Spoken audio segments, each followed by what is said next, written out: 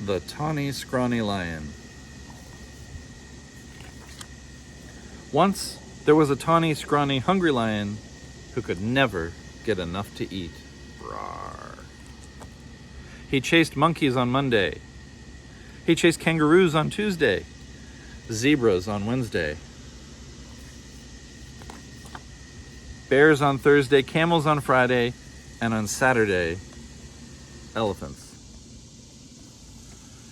And since he caught everything he ran after, that lion should have been as fat as butter, but he wasn't at all.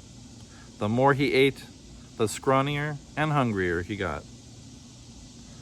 The other animals didn't feel one bit safe. They stood at a distance and tried to talk things over with the Tawny Scrawny Lion.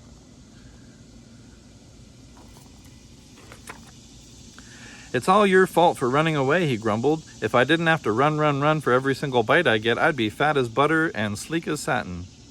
Then I wouldn't have to eat so much and you'd last longer." Just then, a fat little rabbit came hopping through the forest picking berries. All the big animals looked at him and grinned slyly. "Rabbit," they said, "oh, you lucky rabbit, we appoint you to talk things over with the lion." And for some reason, the rabbit's wearing clothes.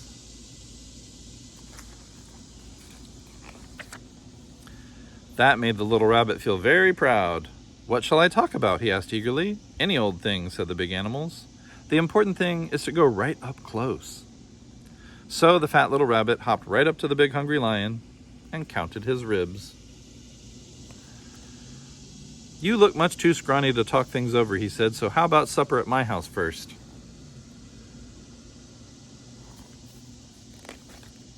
"What's for supper?" asked the lion. The little rabbit said, "Carrot stew." That sounded awful to the lion. But the little rabbit said, "Yes, sir, my 5 fat sisters and my 4 fat brothers are making a delicious carrot stew right now." "What are we waiting for?" cried the lion. And he went hopping away with the little rabbit, thinking of 10 fat rabbits and looking just as jolly as you please. "Well," grinned the big animals, "that should take care of the Tawny Scrawny for today."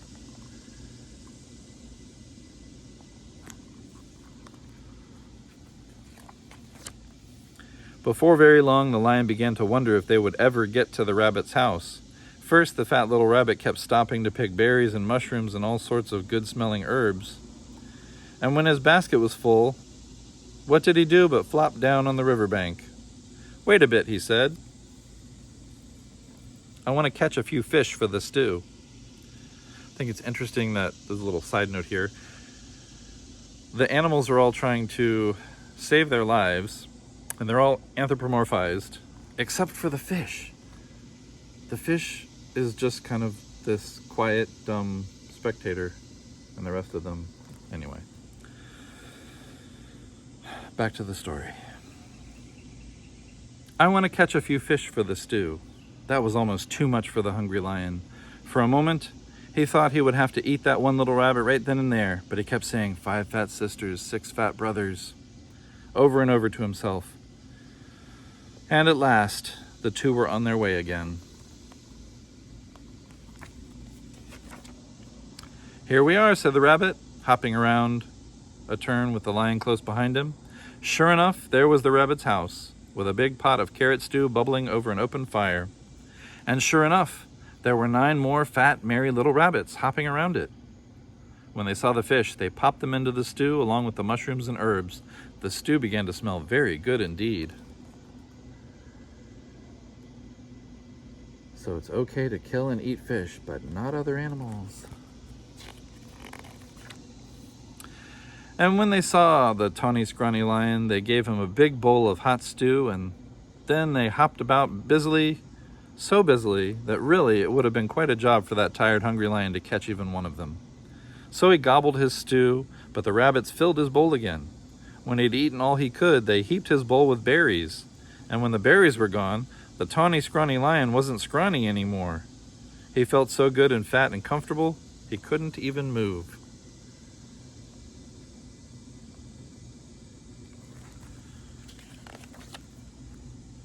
"Here's a fine thing," he said to himself. "All these fat little rabbits and I haven't room inside me for even one."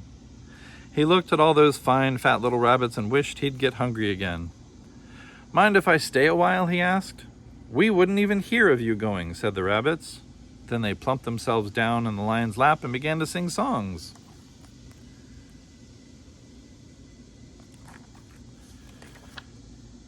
And somehow, even when it was time to say goodnight, that lion wasn't one bit hungry.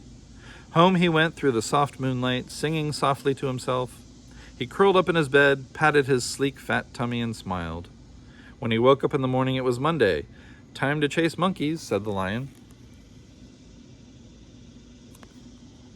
But he wasn't one bit hungry for monkeys. What he wanted was some more of that tasty carrot stew. So off he went to visit the rabbits. On Tuesday, he didn't want kangaroos, and on Wednesday, he didn't want zebras. He wasn't hungry for bears on Thursday, or camels on Friday, or elephants on Saturday.